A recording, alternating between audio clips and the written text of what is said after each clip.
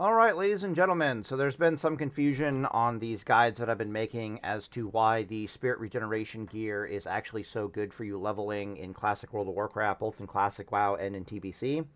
Um, I'll admit that it's a little difficult to understand. Like, it was difficult for me to comprehend. I literally had to see how good it is and then try to reverse engineer why the heck it was so good. So, just for all the dummies in the back, we're going to make a real easy video on the subject. Keep in mind that I was one of these dummies back in the day. So, let's go through it.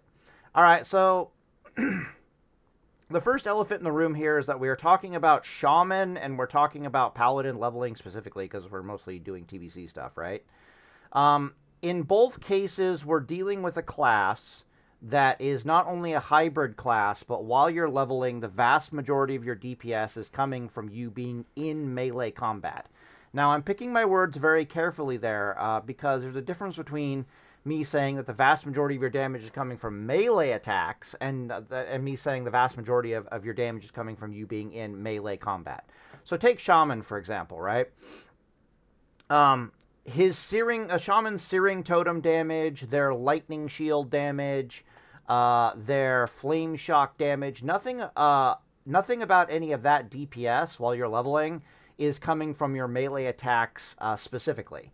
So if you were like, I'm going to go all in on getting crit and increase my attack speed from like flurry, blah, blah, blah, blah, blah, know that you're increasing like, 60% of your DPS output by like 30% at like best. You know what I mean? Whereas all that other stuff that I just mentioned, the shock, the searing totem, the lightning shield, all of that is running off primarily mana regeneration or spell power, would be the increased DPS in that.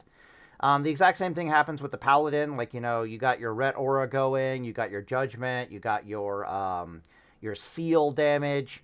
If it's seal of command, the damage is linked to your attack power, but if it's seal of righteousness, it's not, blah, blah, blah, blah, blah, blah, blah, blah, blah.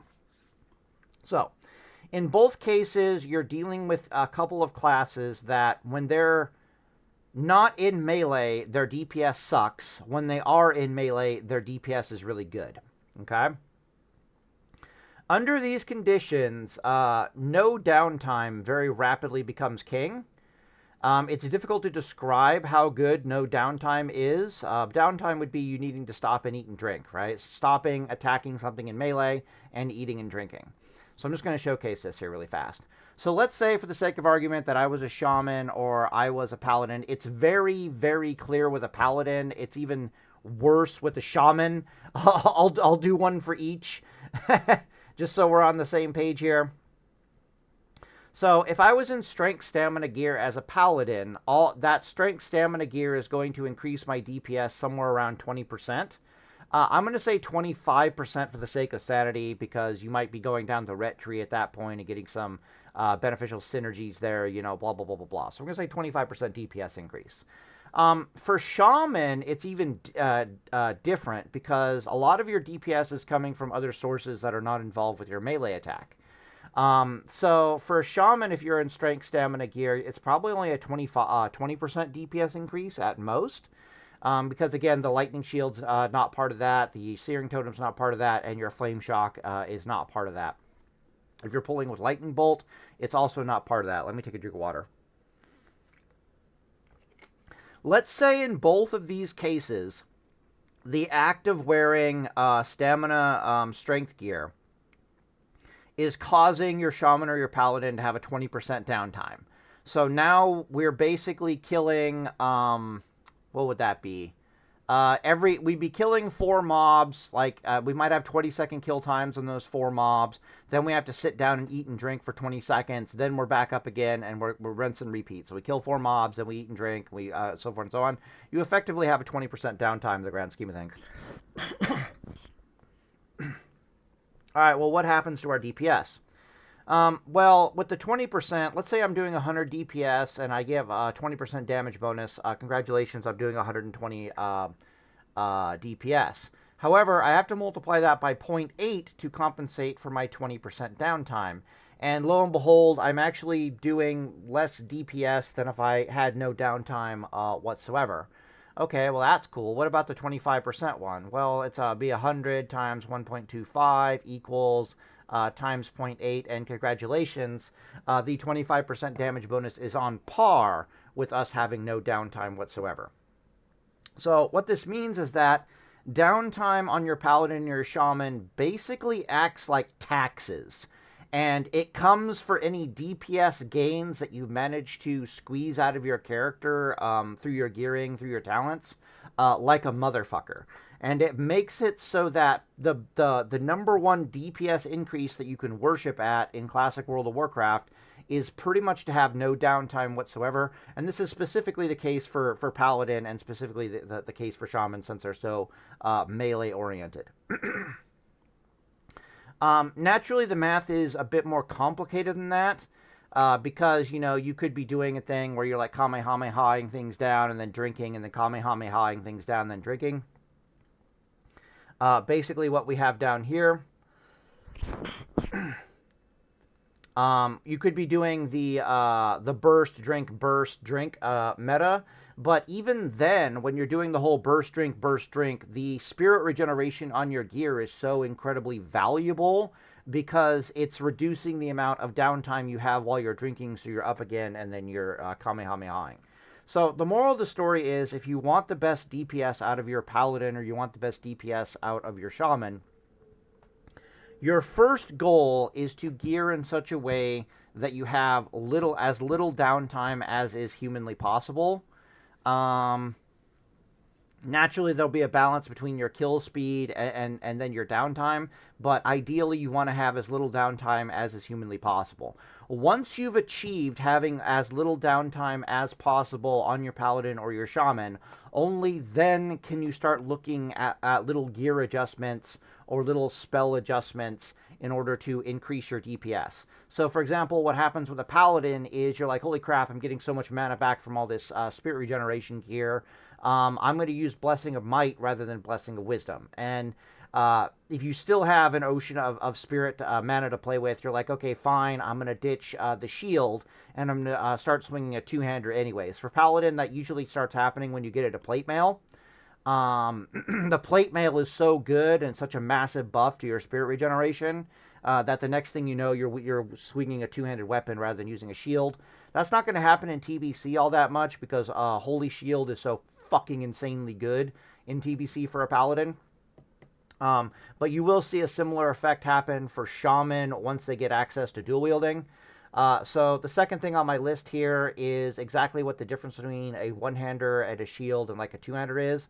Worthy conversation of having for both Paladin and Shaman. So in Classic World of Warcraft, your base spirit regeneration is so high, you literally get 15 spirit per tick at like level 1, and then a bunch from your spirit gear. It's so high at the lower levels in Classic WoW that you can often get away with swinging a two-handed weapon or not using a shield at all. But in TBC, you're definitely going to want to use a shield. If you were to get off your butt and actually go to the auction house and look at the difference between the DPS of like two blue weapons and actually did the math in the subject, what you would find is that the difference between a one-handed blue weapon and a two-handed blue weapon is like plus 10% DPS. If you factor in the shield, it's almost always the case that the shield is better, especially if you have any kind of additional block value behind that. So, for example, as soon as the Paladin gets 5 points in readout, which you're going to have at like level 14, the shield becomes a better investment for your overall DPS and you having no downtime than wielding a two-handed weapon, especially when you're not in plate mail. Something very similar happens to a Shaman, even when you get access to two-handed weapons later on in your talent tree. You're almost always better off wearing a shield. It's just a mana regeneration game. The shield is doing more for you. Especially since you're wearing leather with a shield, like, dear God. Like, it's good for a paladin when he's wearing mail with a shield while he's leveling, and he only considers replacing it when it's plate mail and not mail gear. Imagine a leather versus a shield. So you're going to definitely want to wear a shield. However, for Shaman, once you get access to dual wielding is objectively better than wearing a one-hander and a shield. At that point, it actually becomes worth it to be a dual wielder. Also, keep in mind that you're in male gear at that point, so everything just starts coming together once you're at level 40. You're like, well, I'm not wearing leather anymore, I'm wearing male gear, so I've got a lot more armor, and the one-hander is just totally worth it. The dual-wielding is totally worth it at that point. Two-handers in Classic WoW are just kind of mathematically designed to suck. Let me take a drink of water here. The only time two-handers don't suck is if you have a lot of mechanics that cause them to get, like, additional instant attacks. So Crusader Strike is what makes a two-handed actually viable for Paladin. Seal of Command is what makes two-hander actually viable for Paladin. Two-hander becomes more and more viable the more you're talking about having Seal of Command and a two-hander. Storm Strike is okay, or it goes a long way to making two-hander more viable for Shaman, but it's nothing compared to, like, the dual-wielding. Basically, the way the attack power stat works just favors dual wielding and only begins favoring two-handed play when you have buttons you can push that cause you to do instant attacks on, like, relatively short cooldowns, right? So two-handed for warrior is incredibly good, but most leveling warriors are still really struggling to not use, like, dual wielding. And if you watch any warrior leveling guides, they're flip-flopping between being a dual wielding and using a two-handed weapon, and, like, their sweeping strikes and their whirlwind and their mortal strike and all that stuff. Okay, so the next factor to talk about with the regeneration gear, why it's so good, is the mob scaling in Classic WoW. Classic WoW mob scaling scales like a motherfucker, especially past level 40. It's pretty easy. So level 31 mobs, for example, have noticeably more HP and DPS than level 30 mobs. And level 41 mobs have noticeably more stats than level 41 mobs. And it just kind of keeps going from there. So when you're in the lower levels, you're going to have, like, let's assume you don't have any weapon enchants or anything like that going. You're going to have like 15-second kill times on enemy mobs at the beginning. Then as the mobs start getting more and more HP, you're going to have, 20-second kill times and 25-second kill times. And by the time you're level 40, you're taking, like, 30 seconds to kill a mob. And then by the time you're in Unguro Crater, like, level 50, you're taking, like, 40 fucking seconds to kill a mob. And the reason for this is because the mob's HP and DPS is scaling rather rapidly. And it's very, very difficult for you to keep pace with the scaling of the mobs. The TBC talents do a much better job of helping you keep pace with the scaling of the mobs, both for Paladin and Shaman. The Shamans get dual wielding, which really helps. They get Shamanistic Rage, which really helps. They get a lot of mana reducing cost on their shocks and their abilities and blah, blah, blah, blah, blah, which really, really helps. And Paladins get the Reckoning is insane and Holy Shield is insane on your Paladin. So it really, really helps. But just keep in mind that level 40 mobs do like 100 DPS and have like 2200 HP, whereas level 60 mobs, by contrast, do like 200 DPS and have like 5400 HP. So, for example, if the scaling is so hard that it's going to take you longer and longer to kill things, and the spirit gear, like the regeneration gear, it steps up its game the longer it's taking you to kill mobs. So the spirit gear is at its worst at the low levels, and you might be better off going strength gear at the lower levels. Because of how quickly you're killing the mobs. When you're killing the mobs super fast, your spirit gear doesn't really have time to do its job. So you might have like 50% spirit regeneration uptime in the lower levels. By the time you're level 40, you might have like 70% spirit regeneration uptime. But by the time you're in like Unguro Crater and shit is fucking real because the mobs have been scaling super hard with their HP and their DPS, your spirit regeneration, you might have like 80% uptime on your spirit regeneration.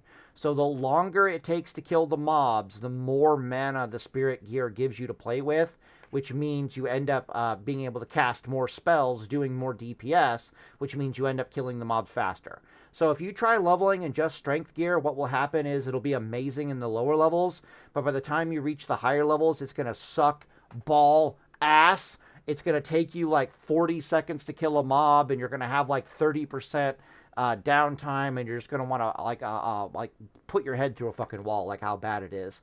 Honestly, that math starts kicking in for you around about level 40, but you're really gonna feel it by the time you're level 45, level 46. Most people look up a guide around the mid-level 40s specifically because of this. They feel like they're doing something wrong because they're taking longer and longer to kill the mobs. You're not technically doing anything wrong. The mobs are just scaling that hard that's going to make you take longer and longer to kill the mobs. But the spirit gear does a hell of a lot more for you for counter scaling the mobs really hard scaling. So, for example, if you were in all spirit gear, you'd have 35-second kill times on mobs in Unguro Crater. This is classic World of Warcraft. But if you were in all strength gear, you would have like 40-second kill times and noticeably longer downtime. It's just a bad time.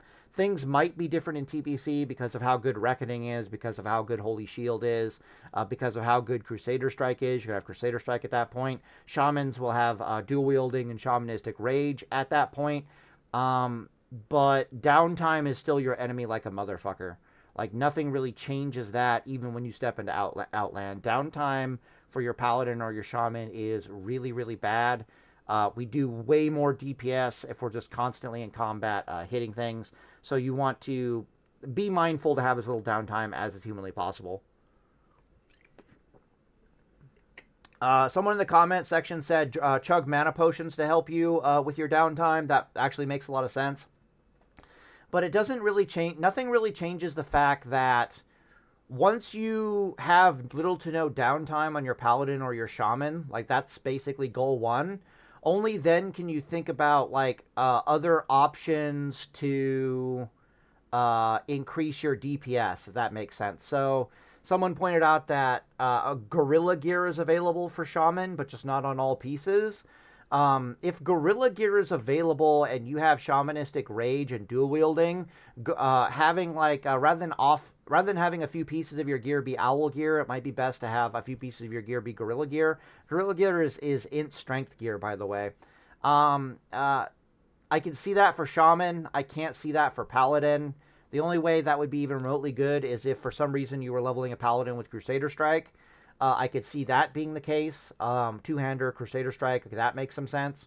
But you're going to get a lot more work out of your Holy Shield and Consecration for a Paladin, so that's not really how that works.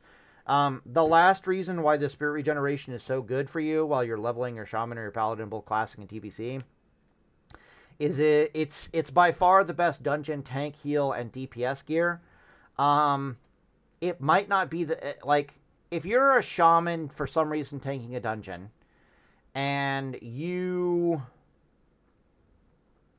are in like strength, you're in like stamina intellect gear, you're going to be a really good fucking tank. If you're healing in a dungeon and you're in of the owl gear, you're going to be a really fucking good healer. If you're a DPSing shaman in a dungeon and you're in all of the owl gear, you're going to be a really fucking good DPS.